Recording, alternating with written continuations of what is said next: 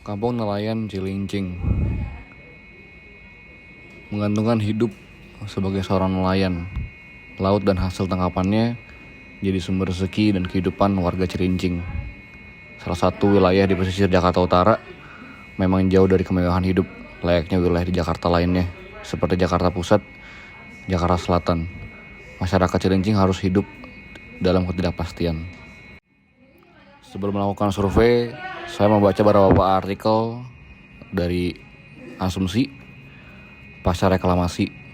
Perkampungan nelayan di Cilincing salah satu wilayah yang paling merasakan dampak serius dari reklamasi di Teluk Utara Jakarta. Reklamasi yang sempat berjalan cukup lama itu telah mempersempit wilayah tangkapan ikan, merusak ekosistem di sekitar wilayah tangkapan ikan. Salah satunya terdampak adalah kerang hijau yang tidak bisa berkembang biak lagi. Sejak tahun 2012, kegiatan nelayan jauh berkurang. Mereka kemudian terpaksa mencari dan menangkap ikan dengan jarak yang lebih jauh hingga ke tengah laut.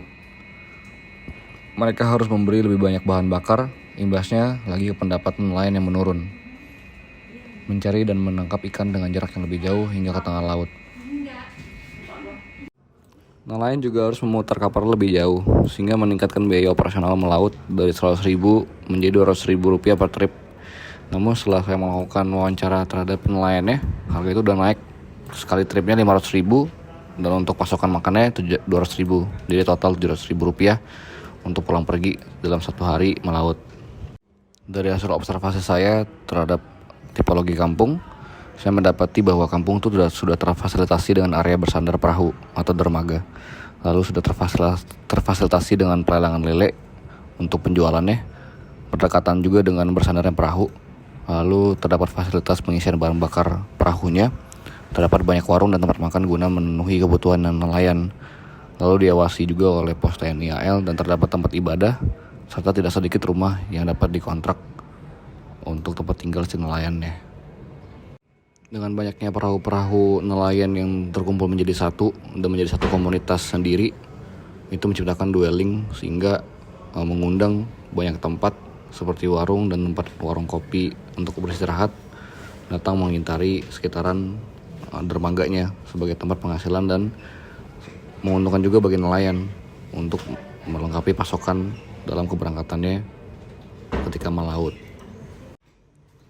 Lalu saya melakukan analisis melalui waktu. Ketika pukul 5 pagi, para nelayan mempersiapkan perahu untuk berangkat ke laut dan keadaan dermaganya sangat ramai. Jam 5 pagi juga dilakukan pelelangan sebagai bentuk penjual beli dari ikannya sendiri.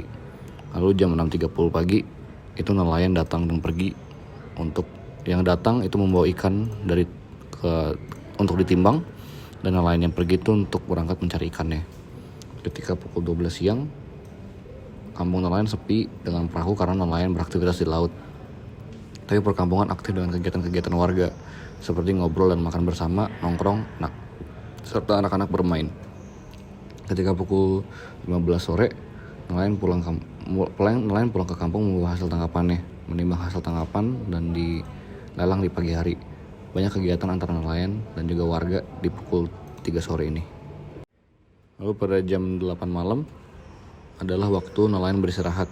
Sebagian besar tidak di daratan melainkan di perahu. Makan dan minum di dalam perahu juga. Saya mendapati 3 aspek utama pembentuk dwelling di kampung nelayan, yaitu perahu merupakan bagian penting dari kehidupan nelayan. Nelayan menghabiskan banyak waktunya di perahu sebagai tempat tinggal, tempat bekerja, dan tempat beristirahat. Lalu ada dermaga menjadi bagian dari perahu dan nelayan sebagai penghubung nelayan dan daratan untuk menimbang ikan dan melelang ikan. Lalu juga ada warung kopi, tempat yang hadir dan terbentuk dan datang dari perkumpulan perahu yang parkir di dermaga.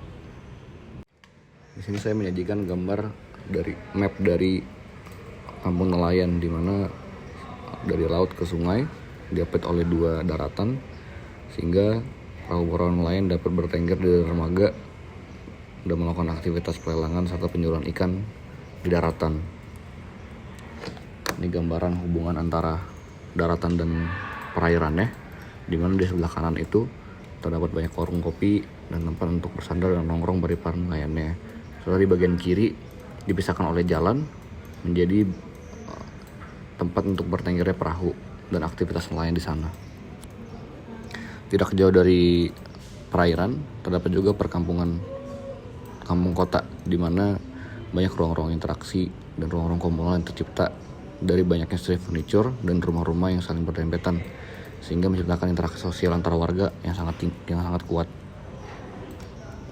Di sini saya menggambarkan kehidupan nelayan jauh dari daratan, menciptakan rumah-rumah semi permanen untuk mereka tinggal. Lalu saya memberikan gambaran nelayan ketika pergi di jam 6 pagi dan datang ketika jam 3 sore.